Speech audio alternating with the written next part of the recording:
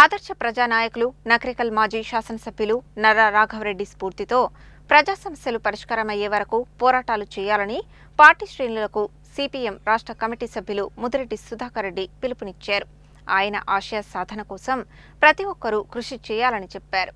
అమరజీవి నర్రా రాఘవరెడ్డి 11వ వర్ధంతి సభను గురువారం నల్గొండలోని దొడ్డి కొమరయ్య భవనంలో నిర్వహించారు. ఈ కార్యక్రమానికి ముఖ్య అతిథిగా హాజరైన సిపిఎం రాష్ట్ర కమిటీ సభ్యులు ముదిరెడ్డి సుధాకర్ రెడ్డి మాట్లాడుతూ ఎన్నికల సమయంలో ప్రజలకు ఇచ్చిన వాగ్దానాలను అమలు చేయడంలో ప్రభుత్వాలు ఘోరంగా విఫలమయ్యాయని విమర్శించారు. కేంద్ర ప్రభుత్వం ప్రజలపై విపరీతమైన భారాలను మోపుతోందని ఆందోళన వ్యక్తం చేశారు. నేటి పాలకులు చట్టసభల్లో ప్రజా సమస్యలను చర్చించకుండా వ్యక్తిగత దూషణలకు పాల్పడుతున్నారని అన్నారు. కేరళ రాష్ట్రంలో ఎల్డీఎఫ్ ప్రభుత్వానికి వ్యతిరేకంగా తెలంగాణ రాష్ట్ర ముఖ్యమంత్రి రేవంత్ రెడ్డి అక్కడి ముఖ్యమంత్రిపై వామపక్ష ప్రభుత్వంపై యతిప్రాస కోసం చేస్తున్న విమర్శలను ఆయన తప్పుపట్టారు. తెలంగాణ రాష్ట్రంలో ప్రజలకు ఇచ్చిన వాగ్దానాలను అమలు చేయడంలో కాంగ్రెస్ ప్రభుత్వం విఫలమైందన్నారు. కేరళ రాష్ట్రాన్ని పేదరికం లేని రాష్ట్రంగా అభివృద్ధి చేసిన ఘనత వామపక్ష ప్రభుత్వానికే చెందుతుందని పేర్కొన్నారు.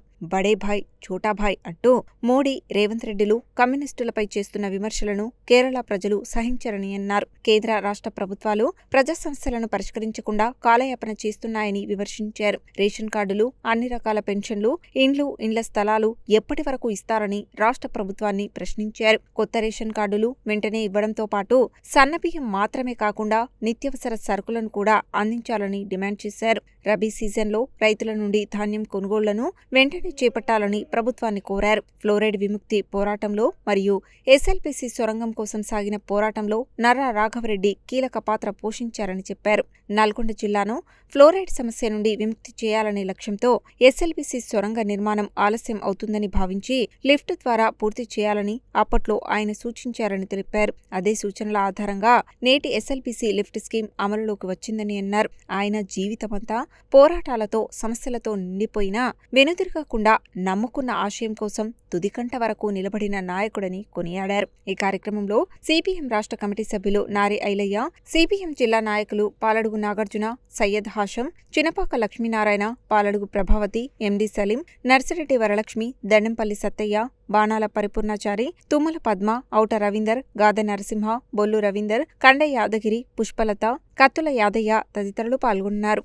నల్గొండ జిల్లాలోని నకరికల్ శాసనసభ నియోజకవర్గానికి 6 సార్లు వరుసగా ప్రాతినిధ్యం వహించి రాష్ట్రంలో ప్రజా సమస్యల మీద అసెంబ్లీలో వెలుగెత్తి చాటినటువంటి గొప్ప ప్రజానాయకుడు కామ్రేడ్ నర్రా రాఘవరెడ్డి గారి 11వ వర్ధంతి ఈరోజు సిపిఎం ఆఫీసులో జరుపుకుంటున్నాం.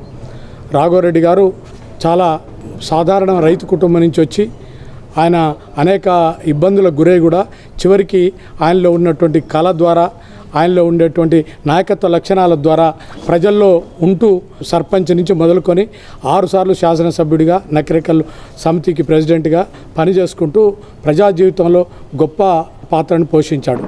నల్గొండ జిల్లాలో ఉండేటువంటి రైతాంగం యొక్క సాగునీటి సమస్యను దృష్టిలో పెట్టుకొని ఎస్ఎల్బికి సాధన కోసం ఎన్టీ రామారావును ఒప్పించి ఆ ప్రాజెక్టు సాధించడం, అట్లాగే కూలీల సమస్యల మీద కూడా కూలీ రేట్లు పెరగాలని అనేక సమస్యల మీద చివరికి ఉపాధి హామీ చట్టం వచ్చే వరకు కూడా ఆయన కూలీల సమస్యల మీద కూడా పోరాడాడు.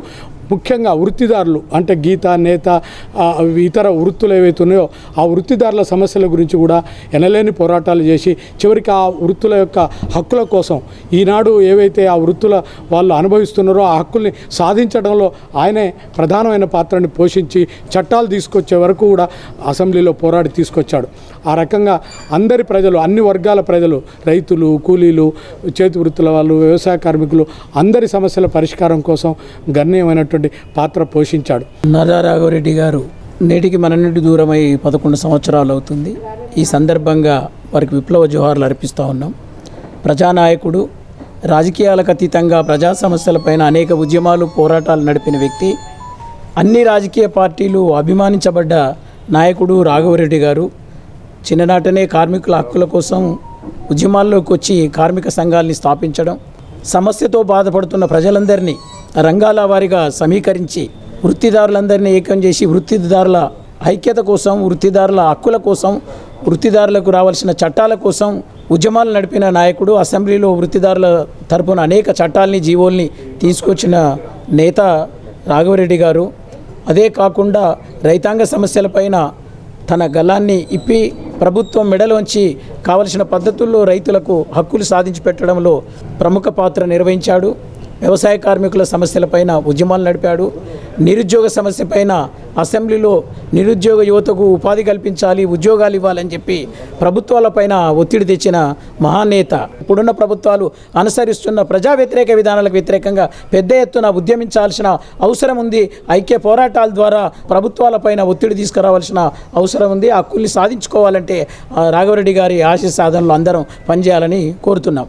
6 సార్లు అసెంబ్లీలో ఉండి ప్రజానాయకుడిగా ప్రజా సమస్యల మీద పనిచేసినటువంటి రాఘవరెడ్డి గారి 11వ వర్ధంతిని ఈరోజు సిపిఎం ఆఫీసులో ఘనంగా నిర్వహించడం జరుగుతుంది.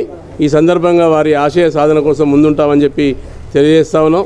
అదేవిధంగా వారు గ్రామీణ స్థాయిలో షేక్ సింధులు మస్కూరులతోటి సంఘాలు స్టార్ట్ చేసి అలుగిత కార్మికులు అనేక అట్టడుగు పేదల యొక్క సమస్యల మీద పనిచేసినటువంటి మహానాయకుడు. వారి స్ఫూర్తితో ఈరోజు కేంద్ర రాష్ట్ర ప్రభుత్వాలు అవలంబిస్తున్న విధానాల మీద పోరాటానికి సిద్ధమవుతామని చెప్పి తెలియజేస్తా ఉన్నాం.